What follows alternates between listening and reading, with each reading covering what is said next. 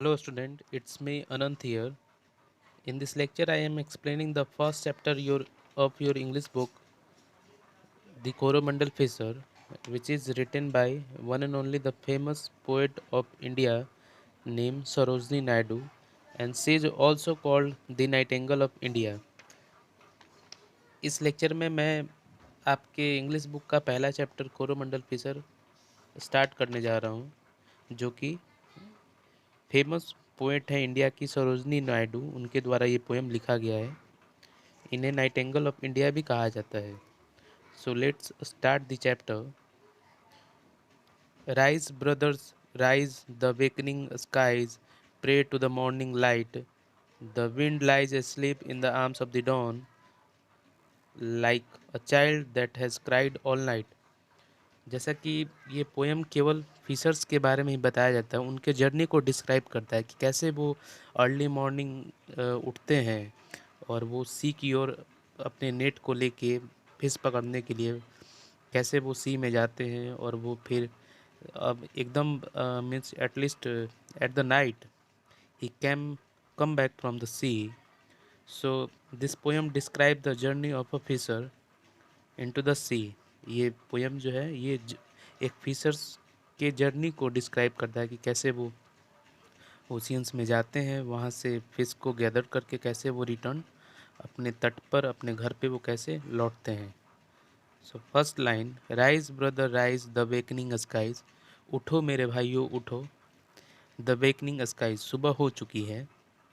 Pray to the morning light, अब हमें इस प्रकाश की, जो कि प्रकाश आ रही है यानी कि सूर्य की किरणों को अब हमें प्रणाम करना चाहिए, प्रे करना चाहिए।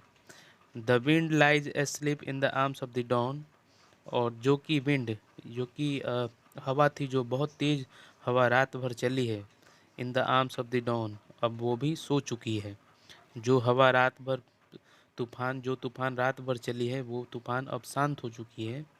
किसके? उस सुबह के गोद में, उस सुबह के गोद में वो अब सो चुकी है। Like a child that has cried all night, जैसे कि एक छोटा सा बच्चा रात भर चिल्लाने के बाद, रोने के बाद सुबह को अपनी माँ के गोद में सो जाता है, वैसे ही तूफान अब थम चुकी है।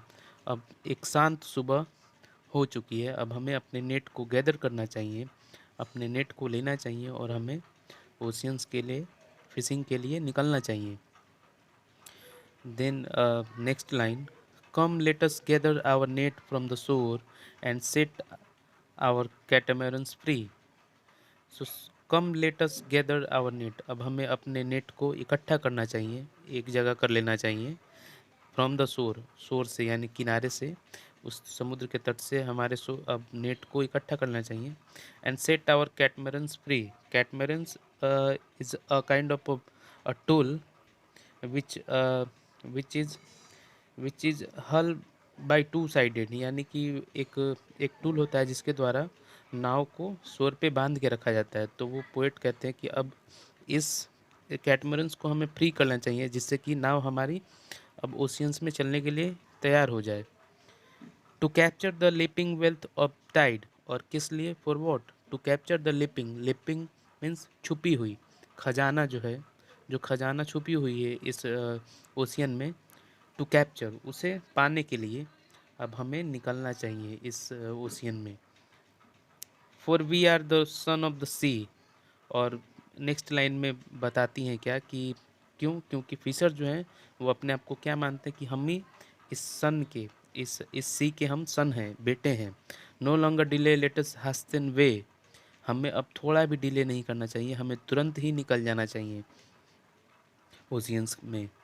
In the track of the seagulls call, the in the track of the seagull call means कि जैसा कि seagull is a kind of bird which signifies that where the fish are present in the ocean। Seagull एक प्रकार की पक्षी होती है जो कि ओशियंस में, सी में पाई जाती हैं, और वो पिक आउट करती है कि कहाँ पे फिश है और कहाँ पे नहीं है।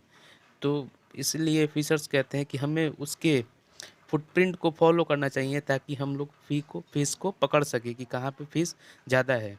In the track of the seagulls call, the sea is our mother, the cloud is our brother, the waves our comrades all.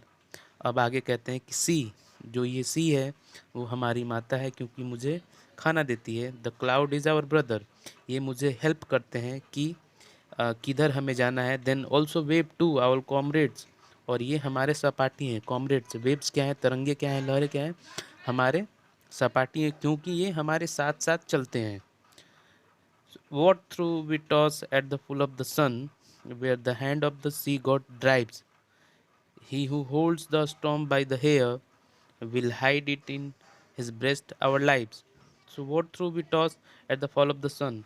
अब सूर्य जैसे जैसे अब ढलने लगेगी तो लहरें और भी तेज होने लगेंगी। And also where the hands of the sea god drives, और फिर ये ओशियन जो है ये पूरा का पूरा सी गॉड के द्वारा कंट्रोल किया जाता है उस समय। He who holds the storm by the hair, और इस स्टॉर्म को वो सारे जो सी गॉड हैं वो अपने हेयर में बांध के रखे हुए हैं, अपनी बालों में वो बांध के रखे हुए हैं, जिससे कि हमें प्रोटेक्शंस मिलता रहता है हम जब हम लोग सी में रहते हैं। Will hide in the breast our life, और वो अ, अपनी छाती से चिपका कर, छाती से लगाकर वो हमें रखे रहते हैं ताकि हमें किसी भी मुसीबत का सामना ना करना पड़े। Then next line, sweet is the shade of the coconut glade. वो हमें उस कोकोनट ग्लेड को देखना चाहिए जो कि एक और दिखाई दे रहा है कि वो कितना सुंदर दिखाई दे रहा है कोकोनट ग्लेड।